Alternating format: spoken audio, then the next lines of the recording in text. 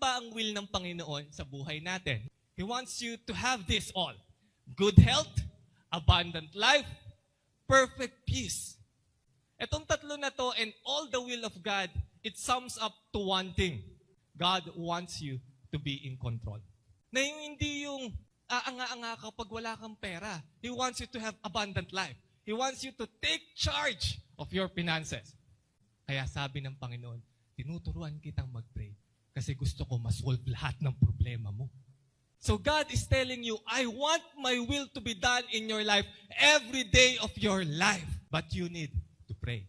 Let my will be done. Anong will ng Panginoon sa atin? That you will be in control. Hindi ang bills mo ang may control sa'yo, ang Facebook mo, ang kaibigan mo, at kung sino pa man ang may control sa'yo.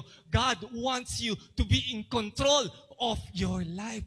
Yun ang will niya. Kaya sabi niya, ito ang ipanalangin mo araw-araw. Your kingdom come, your will be done on earth as it is in heaven.